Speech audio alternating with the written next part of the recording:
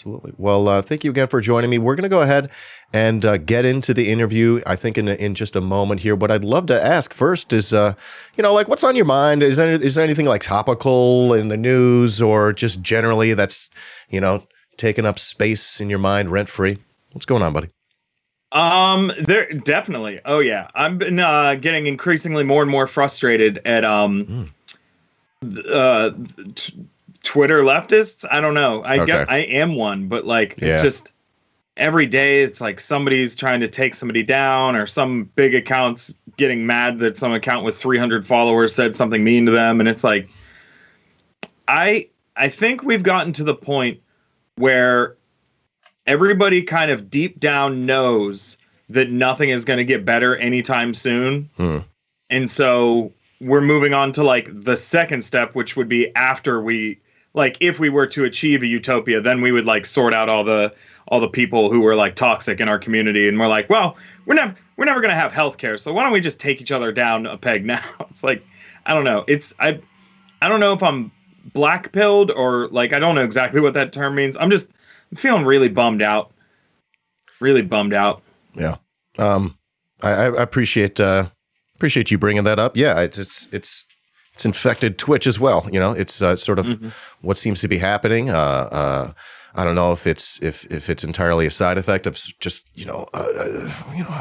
where they sort of like force us into our own little corners of our boxing ring, and then they throw like a little bit of meat in the middle for us to fight over. It sort of feels like that, but I don't know what I don't know if it's just like the vacuum that's left from Trump leaving Twitter, and people are just like, oh, this is boring now, so they start fighting with each other, or if there's something bigger, or maybe we're just sort of noticing it more. But yeah, it's definitely fucking annoying. Yeah, I mean, like a year ago when the Bernie campaign was still going on, I mean, I don't know if there was like just widespread solidarity, but it seems like after we lost that, like that clear goal that everybody was kind of working towards, it's like now everybody's just going in all these different directions, and like all the people that just make just, to me, unreasonable criticisms of like politicians like AOC and stuff. Like, I don't think she's that great, but like people talk about her like she's the devil. Like, it's like, I don't know. I think she's just kind of a regular they all kind of suck. Like, it's like, I don't know what you expect. So you're pretty much one of those neo-lib cucks who exactly. You look at AOC, you're like, why the fuck haven't you overthrown the bourgeoisie nearly entirely? Why haven't you fixed electoralism almost entirely on your own? Like, what is wrong with AOC, and what is wrong with you for still supporting her? Yeah. What I want to know is, like, people are really mad that she's like playing the game, she's like choosing her words and like not directly attacking people like Democratic leadership, and she's like helping get other more mainstream Dems elected, and like, yeah, that's fine to criticize her about, but like nobody ever criticizes Bernie for that, and he does. He's been doing that his whole time in Congress. Like, oh, what do you think it's coming from? Then is it just like pure sexism? Is that wrapped in there, or are people just, I don't know? I think it's like a combination of a lot of things. I mean, obviously that's definitely got something to do with it, or like even the fact that she's like an attractive person. Like, I think that plays into it somehow, but. I think that's too reductive to just say it's all sexism. I think, frankly, there's like, how many people have gotten tens of thousands of new followers for attacking AOC? It's like this thing that's like, I don't even think people are like, I don't think there's that many like full on grifters that are just saying things they don't mean to purposefully get clicks. But like, when you do something like that and you get positive feedback, it like your brain starts building these reward centers. And it's like, I don't understand this stuff enough to like make a informed comment on it. But like, I think it's like this psychological feedback loop kind of thing. All right. So, I see that. I see that on the Twitch left. I see it on the Twitter left. It's It's infecting everywhere. Yeah, and I agree. It doesn't. They don't necessarily have to be like grifters. They don't necessarily not believe in what they're saying. There's so many people there's so many people who do believe what they're saying. It's almost less likely that they are grifting. I was thinking. Yeah. All right. Well, hey, how about this? How about we move along here? How about we get on to the interview? Leftist Chill, thank you again for joining me. By the way, where do you mind sharing a little bit about you? Where you're from, or where you're living now, or as much as you're willing to share. And then feel free to share about sort of what we call "Where Are They Now?" A little bit about what you're up to, be it leftism related, be it your career or jobs or profession or current projects. What you up to? Well, I'll start at the beginning. My mom and dad met through a personal ad, and yeah, no, they actually did, but I'm not. That's not the important part of the story. I'm in Pittsburgh, born and raised. Nice. Been hanging out here most of my life, and I've started doing comedy a few years ago. Kind of was always like somewhat leftist, kind of. Yeah. Nothing really clearly defined, but I've traveled a bit. So like things like universal healthcare, I'm like, everywhere else does this. Why aren't we doing this? Like, I didn't understand it at all. Like from a theory perspective, it was just like, I have not read pretty much any theory. I just but I've worked shitty jobs my whole life, and like I understand things in terms that like I don't know the terminology, but I know the experience of it. So that's kind of where I was. And then just over the last summer, I started going out to a lot of protests and getting tear gassed and shit. And it's a bit of a radicalizing thing, like that'll get you. Yeah. But since then, I just got a lot more involved in following leftists on Twitter and listening to different podcasts. So now I'm starting to kind of understand more of the terminology or the theory behind these things that I've kind of always felt, in simpler terms. But I'm like, oh, this there's 200-year-old books that are talking about how much your boss is a dick. Cool. Yeah. I love the dialectic. Mm-hmm. Personally, yeah, no. I was muted to the stream there. I said, my people. I came to leftism without reading leftists. I came to leftism, however, by watching lots of videos of people who have read Marx, who have read Mao, etc. So I think it's good to share that you can reach leftist principles, leftism in general, without reading Kropotkin or Marx or Lenin, etc. So that's cool. Thanks for sharing that. Did I cut you off in any way? Did you want to share anything else about what you're up to these days? Any other projects? You're a comedian, obviously not able to go out to the clubs these days. Probably looking forward to getting back into that. Well, I got fully vaccinated almost a month ago now. So there is one open mic operating in a bar in Pittsburgh where they're just pretending COVID's not real, essentially. They've been doing it for probably 2 months or something. And I was not about to go until I was vaccinated, because I don't have health insurance. I don't even care if I got COVID and died. But if I got COVID and got a $30,000 hospital bill, can't afford that. Seriously, that's where I draw the line. Yeah. Yeah.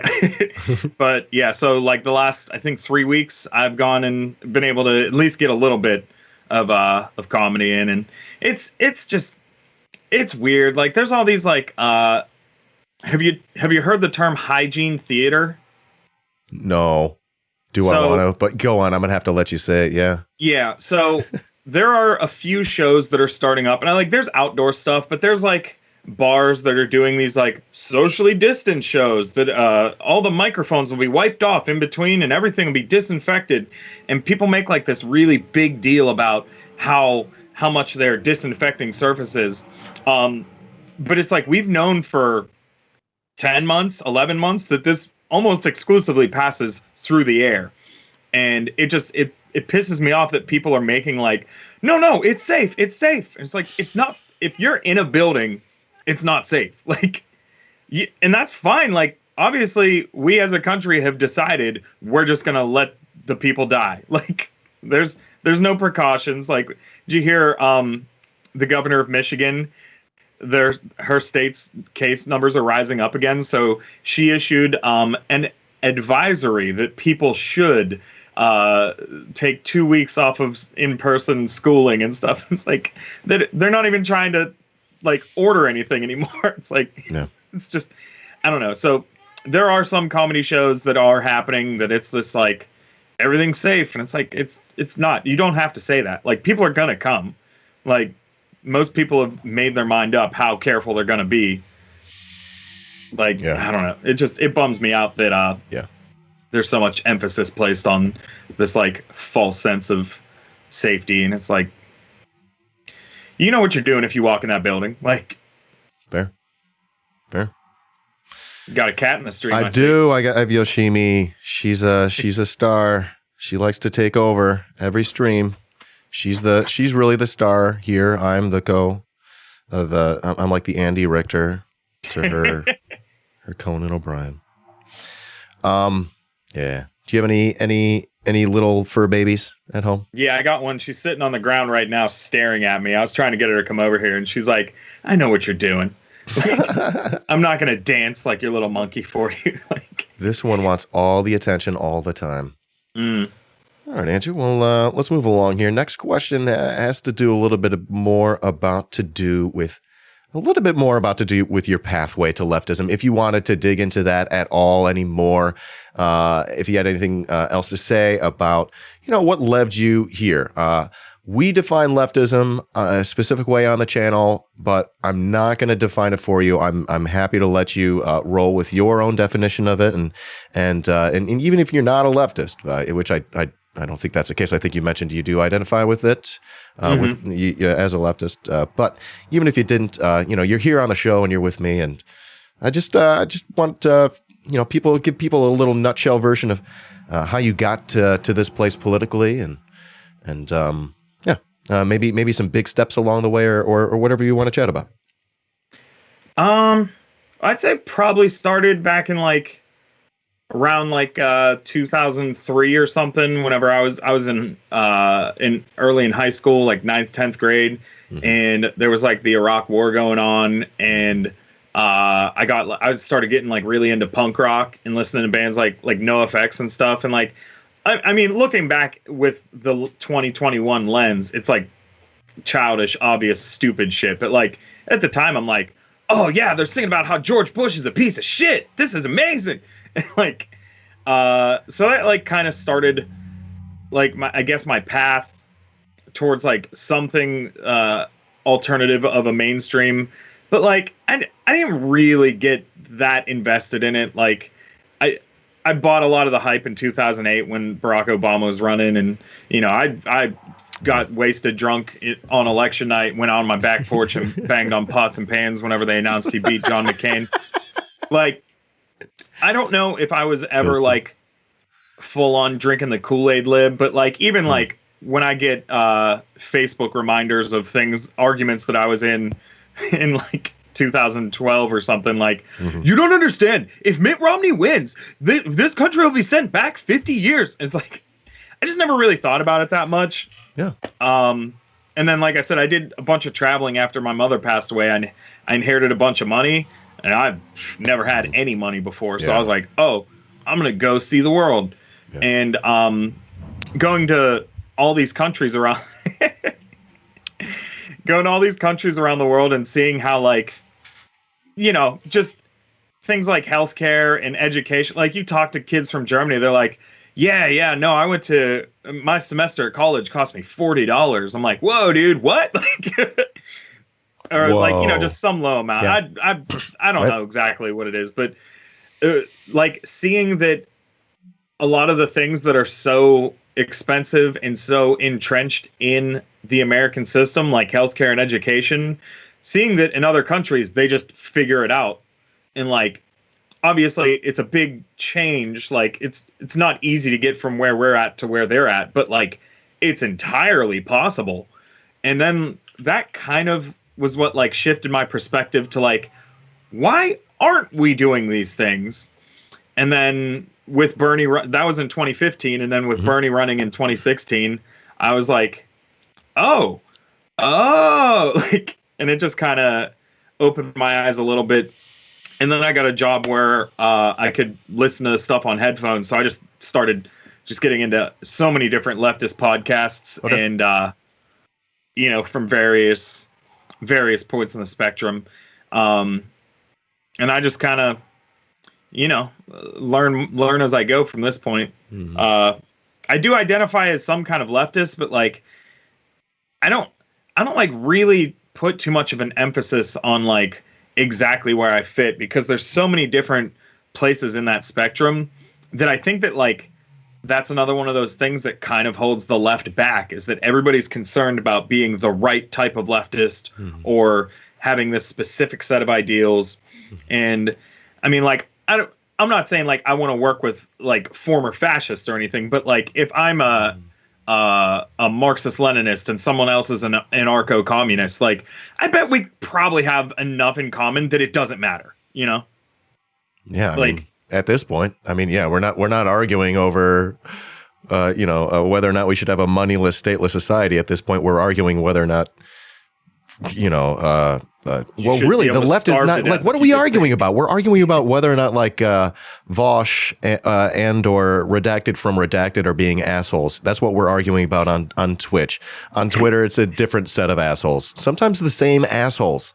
But like, effectively, we fucking agree. Like, let's help people, the most vulnerable people, and ensure that we live in a society where they're taken care of. Because clearly, this ain't happening. Yeah, and I just think that like the emphasis on specific ideologies and labels, it really just divides us unnecessarily, I think. Love it. Well, thank you for discussing your leftward bound. I was wondering if I could dig in here and ask, were there any sort of like intellectual sort of like epiphanies or any moments of realization where either you go, oh, maybe I am a leftist, or maybe those were big moments along your way towards leftism? I just want to see if you have anything in mind. I will say, like, definitely getting tear gassed for holding up a sign was like probably like if I could think of a specific incident that like pushed things the furthest, because like my dad raised me to be like a very balanced person, and like a lot of to like try and avoid hyperbolic statements. And so like even in a lot of cases in the past with police brutality and shit, like I would like try to give people the benefit of the doubt in some point. I mean, like, obviously it's in hindsight, I feel like I was fucking stupid for doing that. Oh, can I swear? Fuck yes, dude. Okay. I'll ask about your favorite fucking swears later. Yeah. I can't believe we got this far. Yeah. So like, I mean, I feel like I was naive in stuff like that, trying to like give people the benefit of the doubt. But yeah, I mean, when you're holding up a sign and then you get tear gas shot at you, and then the mayor goes on TV and says that the protesters threw things first, like, and you were there and saw the tear gas get shot first, it's like, oh, they will just lie to cover their asses, and there's nothing we can do about it. Oh. Fuck these people to death. Like, yeah. So, but I mean, there's a lot of things that have like nudged me and things like that, but that was like the definite point. It's like, like there's no going back from the point I'm at. Like, I'm not giving people the benefit of the doubt anymore. Oh, that's good shit. I'm obviously fucking sorry to hear that. What was on the sign? I don't know, I'm just curious. I think it just said Black Lives Matter. It was during those It was, I think, 4 days after the first George Floyd protest in Pittsburgh. We had one that was like very big, and the police came and broke it up and then started tear gassing and shooting rubber bullets. And like they like scattered the huge crowd and then started like kettling people off into smaller groups and fucking them up.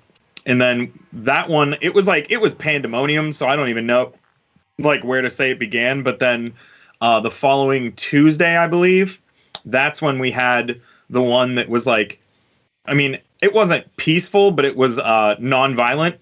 You know, people carrying signs and screaming, but like nobody was going around breaking windows or anything. And that was the one where like I was just almost up towards the front of the crowd, and there was like a wall of police, and we watched them, and they were, you know, telling us to disperse, and we were like, hey, like we literally have a constitutional right to do this. No. And then they shot tear gas at everybody. And then, like I said, the mayor goes on the news that night, and it's like, police shot tear gas in response to objects and projectiles being thrown. It's like, you... So sort of maybe, let me know if this is too reductive or putting words in your mouth, but maybe a realization to an extent that police and the state exist many times to serve and protect themselves instead of exactly. Yeah. Like inarguable proof that the government cares more about their own asses than they do about helping people or justice, you know?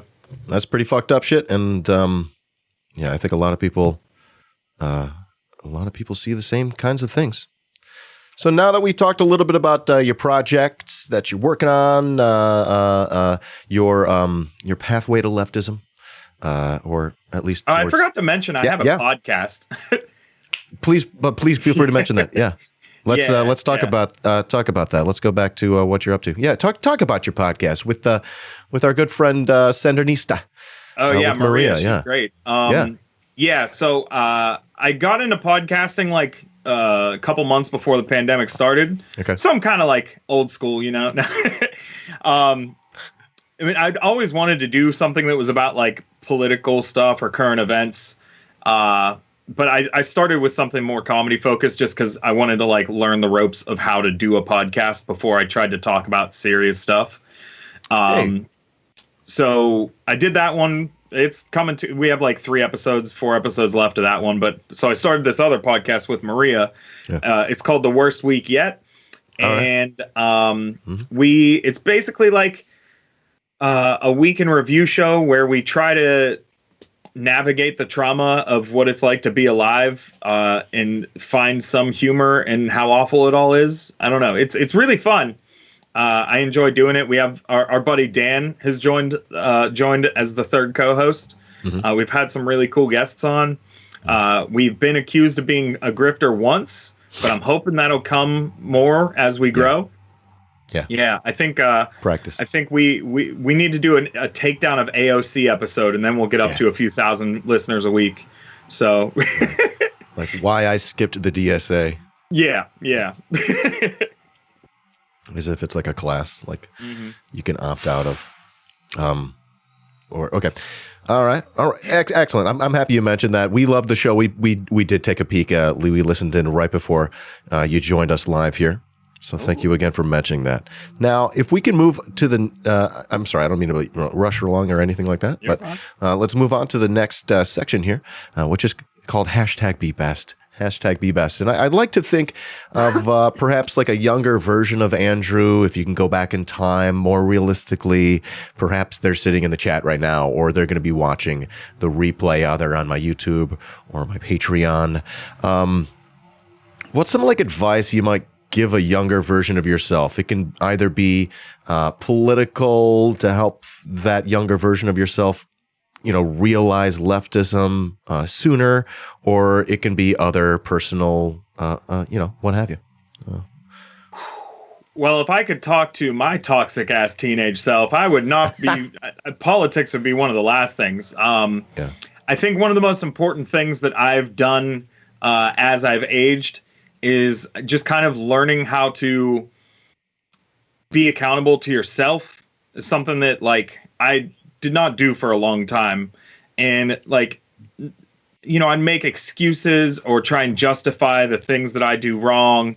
And, I think a lot of people do this where there's like some level of mental gymnastics. Like, nobody wants to be the bad person. So you come up with all these different ways in your head why the things that you do are excusable or not reflective of who you really are.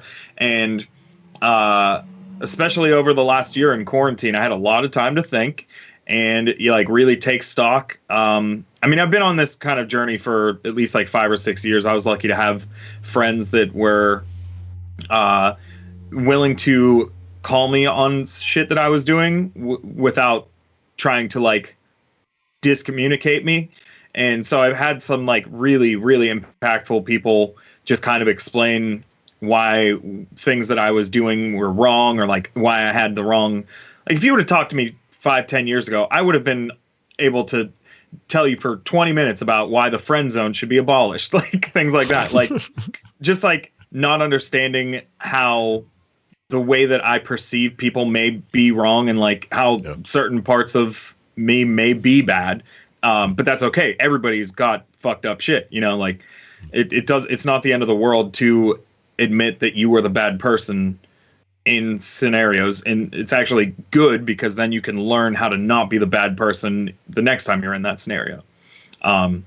So we would have a lot to talk about before politics came up. Love it. That's good shit. I'm gonna steal that and I'm gonna say it in my words one day, and I'm not gonna give you any credit, and I'm gonna sound smart. So thank you for that. Okay. I'm thinking ahead here. I'm trying to build a business. I mean, technically, that I'm still an inspirational figure at that point, so I'm okay with it. You know, look at that. As long as we're both happy. That's. I may not be accredited, but I know deep down where that came from. I'll do like to you in my brain. Yeah. It's gonna be the other way, buddy. Oh. Down? Yeah. Is it? Hold on. Am I doing gang signs? I'm about to get shot. Dude. I think that symbol is like up to heaven. I will not. I don't think they will let me in. We'll get to that question later. Maybe we'll get to that. Exactly. Hilarious. Let's move on. Then that will begin actually the Leftist Inquisition Questionnaire. And I'd like to think I've sent you the most recent version of it. There have been a couple tweaks along the way, and I'm sure you can improvise if that happens. Here, first up, you know what's your favorite word? What do you think, Andrew? Favorite word? I have a funny answer, which I will tell you after. But my actual favorite word is the word alliteration. Because it's like a word that describes pretty sounding words, but it's also a pretty sounding word. I just always love that word. But the funny answer, or my second favorite word, is the word proletariat. Ooh. Because, well done.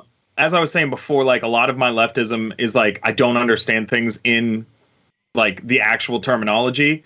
To the point that I literally had to Google what the word proletariat meant, like 3 weeks ago. I'd never, like, people say it a lot and I'm like, okay, whatever. But when I found out what it means, it just cracked me up because, like, you know, people talk a lot about how like we have to unite the working class and shit, but it's funny to me because when you say the word proletariat, you literally alienate the majority of the proletariat. It's like their brain shut off. Yeah. It's like, come on, dudes. Leftist challenge, speak like a regular person. Yeah, like you say that to the wrong leftist, and they're like, "What's wrong with the word proletariat?" I mean, it's just like you don't get it. You're the problem. Ask the proletariat. Yeah, go ask them. Would you call me? Like, I gotta seriously. go to work, you asshole. Exactly, and no, I relate very much to that. I'm what I consider a new leftist. That's why one of the reasons I make the show is to give myself the opportunity to hear from not only other. I don't know, new leftists. I don't know. I jived with a lot of what you're saying about Bernie and your pathway, but also, you know, I want to hear from people who have been around a little bit longer too. And you know, thanks again. Let's keep going. I got another question. I got a lot more. How about your least favorite word, Andrew? All right, this is both my actual answer and a funny answer. All right. My least favorite word is uncircumcised, and I'll tell you why. As a man who was not circumcised, I don't think that it's cool. Yeah. It's such an unpleasant sounding word. Yeah. I think that there should be a pleasant way to say that none of my dick's been chopped off. It's like, oh, I'm intact. I'm uncut. It sounds horrible. It sounds horrible, but it shouldn't. There should be some all right way to like some pleasant sound. That's uncircumcised. You gotta go. And it's like it exists in opposite too. Like why can't it just be like just flarf? Yeah. Like just something that's just is, you know, instead of opposite to something else. Yeah. That isn't. Right? That's what it's what circumcised means. It means there isn't. Whereas uncircumcised means there is. So why is un mean is? There's no isn't. It doesn't make any sense to me. These are the questions we ask on the channel. Mm-hmm. Why is it like this? This is what leftism is about. This is what we talk about, dude. This is Antifa meeting right here. George Soros is paying for these words to be discussed. You get your checks, right? I can't remember. Is George Soros on our side or not? I can't. Okay. Well, someone else signs the checks because he can't get caught. Next up, your favorite drug or vice or guilty pleasure, however you want to answer the question. I'm not huge on drugs. I don't hate them that much, but I don't know. Nicotine definitely, but as much as for a guilty pleasure, I'm not a big video games guy, but over the quarantine, I got addicted to this video game. It's called Ark. It's like kind of like Minecraft, like that you have to like go around and like take resources and build bases, but the interesting component is there's also dinosaurs. Oh, excuse me. There's also dinosaurs in the game. So I we'll go and hit a rock until I have enough metal ore to put into my furnace to make iron to build a base. But then I'm going to go ride a T-Rex around. It's the best game. There were days where I would play it for like 14, 16 hours, like literally from the time I woke up to the time I went to sleep. And awesome. Yeah, so it got bad for a while. Like I was trying to do my podcast, like, so I saw this dinosaur the other day. Oh, if I had been trying to do stand-up comedy, my routine would have been terrible. What's the deal with velociraptors?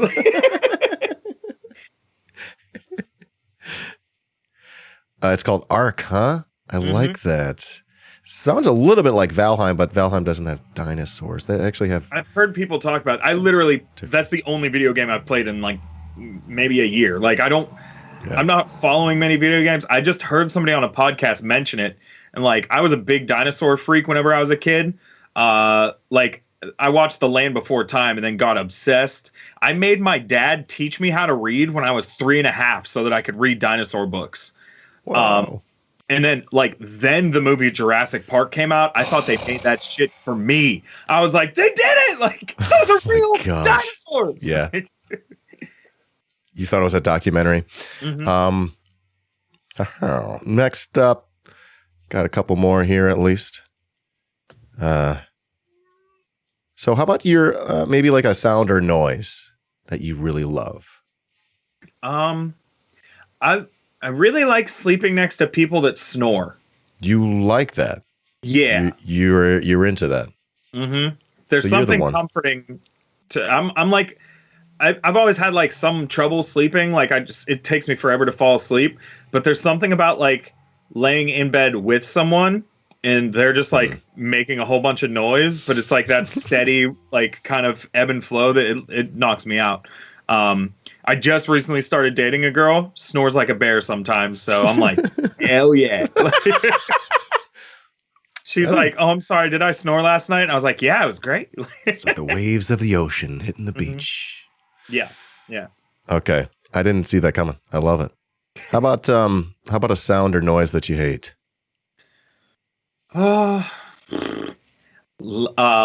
Lip noises or mouth noises. So, yeah. As a podcaster that edits his own podcasts, let me tell you, not a huge fan. There's a lot of mouth noise. You never realize till you got a good mic right up on your mouth. Listening back, I'm just like, I wish I would have just thrown a bucket of water at my co-host. She's just... I'm like, oh, no. Oh, I'm gonna roast Maria when she gets here. Oh, it's more my other podcast. Maria's good. Or Okay. maybe she's just so stoned that her mouth doesn't have any wetness left. Total. So It's like leather. Mm-hmm. Delicious. Like leather. It's totally dried out. You can't even do that. Next. Do you have a favorite curse word? We were chatting about that earlier. It's got to be fuck. I mean, I'm sure that's like the cliche answer, but there's just so many like you can be like, oh fuck, and you can be like fuck, and you can be like fuck. Like you can use it. It's it's the Swiss Army knives of curse words, you know? Nice. Swiss Army knife of curse words. Hilarious. I've never heard that one before. So while you have, yes, you've said, it's nothing new. I'm not mad about it because I too love the word fuck, but Swiss Army knife, it is quite. Yeah. You can literally use it when you're trying to kill someone or when somebody's making you come. Like when they're killing you. Mm-hmm. Fucking shit. So we were chatting a little bit about this earlier, but I like to, I guess, get the answer here in this first half, in this leftist Inquisition portion. Maybe one of the first people to push you to the left that you can remember. It doesn't necessarily have to be a leftist.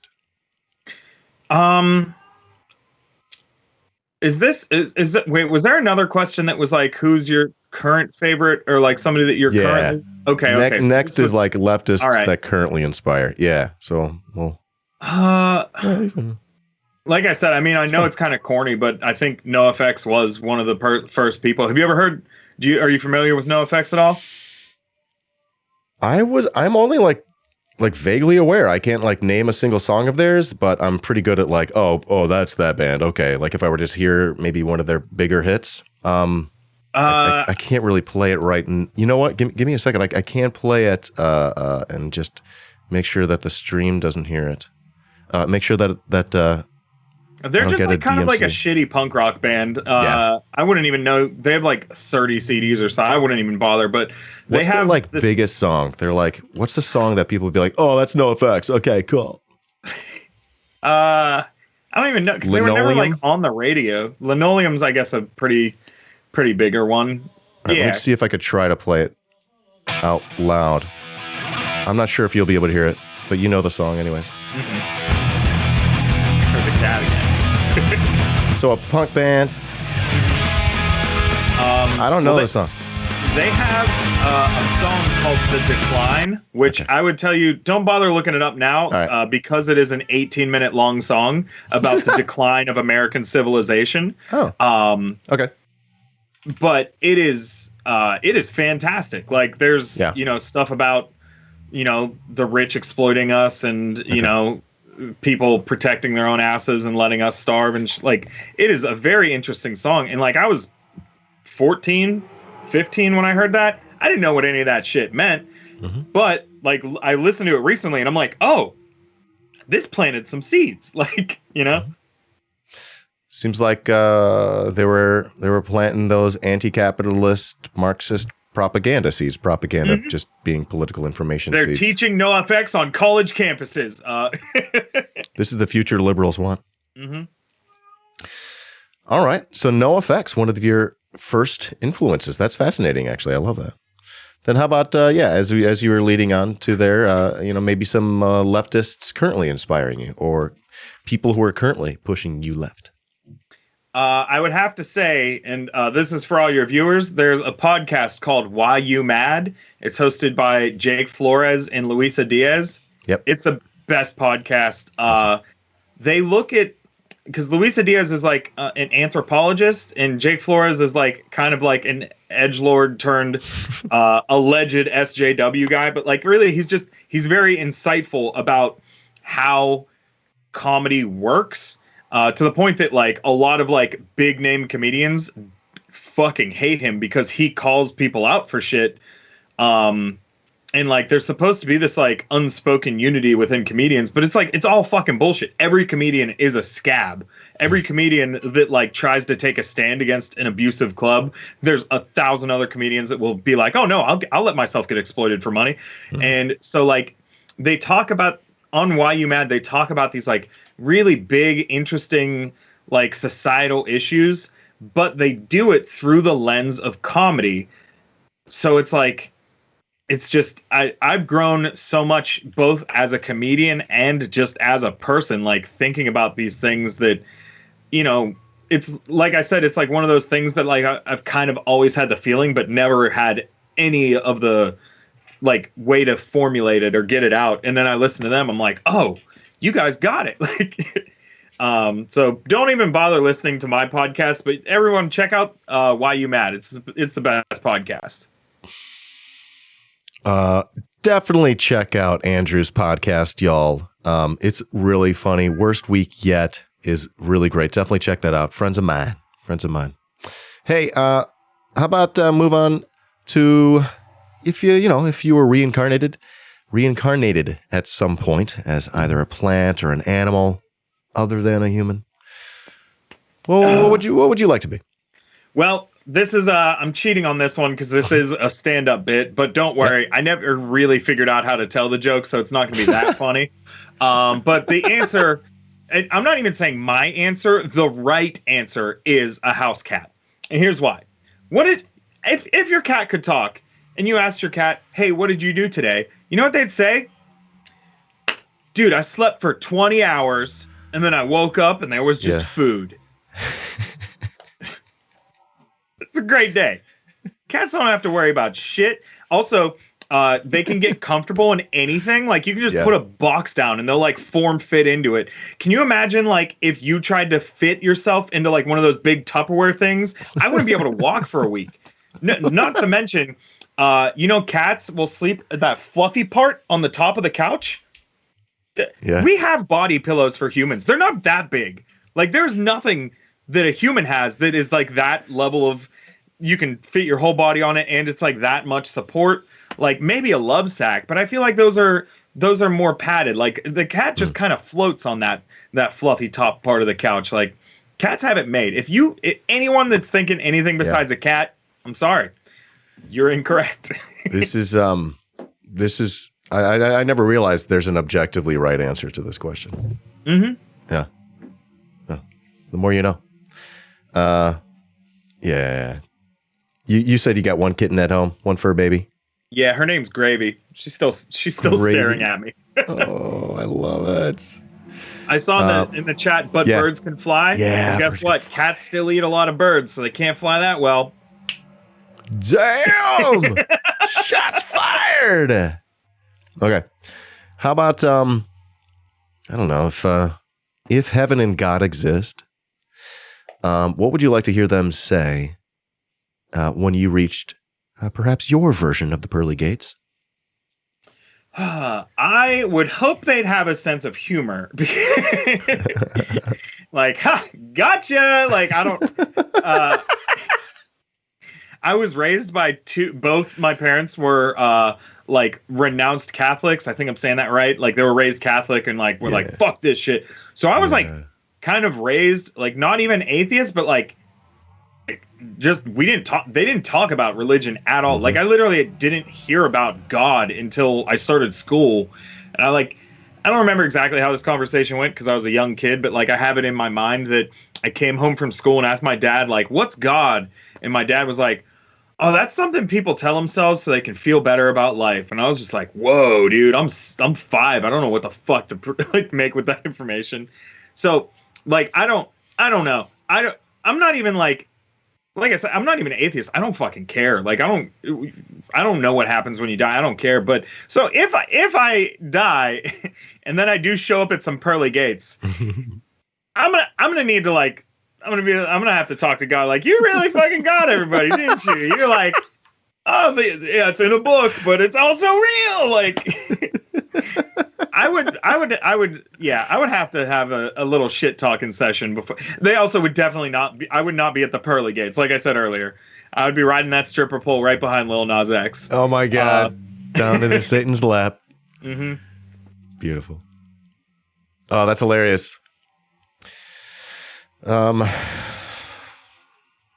how about oh shit, that was my last question for you. Oh no. So that means I'll go ahead and take your questions, Andrew.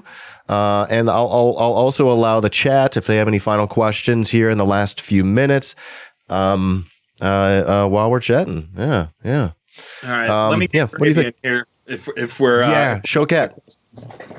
I got 2 cats here too. Yeah. Actually, they're really small. Here is gravy. Oh, she wants to knock everything over. Gravy. Here's Brewster. Brewster. Oh. And then there's another one around here too. I don't know where she is. Usually she's shouting at me, which I, honestly, I got to push back a little bit. Hold on. You can go. Be free. I got to push back. I mean, what do cats do all day? Do they sleep? No. This little cat just does terrorism all day to me, just shouting at me, screaming at me. She wants the door to be open. When you open it, she seems to start screaming because it's not closed. It doesn't make any sense. This cat is a terrorist. But she seems to be living a full life. They get to emotionally manipulate the people that take care of them and still get fed at the same rate, no matter how much they boss them around and make them do seemingly contradictory tasks. The human still loves them just as much. Yeah, sounds terrible. Touche. All right, touche. They just get to be bullies that never get their comeuppance. Like, yeah. Questions for chat from questions for Andrew before we let Andrew go. And Andrew, let me know if you have any questions for me as well. This is your time to ask me questions. Dan, hold on. Here's the thing, and I'm okay. You might think this is funny. I have another interview lined up at 3 p.m. and it's from someone who's generally in the chat, and their name is Discount Seth Rogen. So everyone's asking if this is you. Because there is sort of an uncanny resemblance. I get that a lot, yeah. Yeah. So I usually have a mustache just to try and avoid it. Get the beard out and just do this. But like I said, just started dating this girl, and she saw a picture of me with my beard grown out. And she was like, "Oh, that's cool." And I'm like, "God damn it." All right. I'll deal with getting Seth Rogen 3 or 4 times every single time I'm out in public. My favorite thing is people will come up to me, and here's the thing: if I bring it up, if I acknowledge it first, people are like, "No, you don't look like him." But if I don't say anything, it is. I've had nights where I did like a bar crawl, and no joke, 50 people came up to me. "Hey, dude, has anybody ever told you that you look like Seth Rogen?" Yeah. That's precisely what I'm trying to avoid here, because I'm like, you know that this guy gets it all the time. And then they always ask me if I have any weed. I'm like, no. Does it run in the face? Yeah, I guess. And then a lot of dudes are like, "Dude, you should use that." I'm like, "For what?" They're like, "To get laid." I'm like, nobody wants to fuck Seth Rogen. They want to smoke his weed. Yeah. But I guess some people want to fuck Seth Rogen. But like, still, like, we know. You want me to be like, and then pull out a cross blunt. That's what you want. That's yeah. Can you do that next time for us, please? Yeah. Okay. Then what do you think, chat? Last questions. Have you ever seen Nofx live? We've heard that they suck live. Is that true? They put out a live CD that was called "I Heard They Suck Live." I have seen Nofx live a few times. I think they're pretty good. All right, there you go. There you go. No, that's a good one. I like the depth you had there. That's good. Seen them at a couple tours. I'm so sorry. You've seen them on a couple tours? Warp tours, yeah. Oh, Warp tours, huh? Yeah. All right. Well, gosh, Andrew, this was really a lot of fun. Nice to get to know you and get to chat with you. I'll be looking forward to inviting you back. And I think by that point, I'll have like a part 2 of the questionnaire for my returning champions. Yo, Andrew, thank you so much for coming by. really enjoyed listening to you, hearing about your story. I'd like to think that there are going to be people out there who will identify with you, who will learn from your lessons that you shared with us today. And in the spirit of building leftist unity, strength, and power, we invited you. And in the same spirit, I'm going to say thank you again, and have a beautiful day. And thank you for being my neighbor, as Comrade Rogers might say. Love your face, All dude. right. Thank you again. Thanks. Bye-bye. All right. We'll talk to you next time. Bye. Hey, YouTube. You're watching a clip from my Twitch channel, twitch.tv/iDanSimpson, where you can follow for free and subscribe for only $5 a month. Thanks for watching.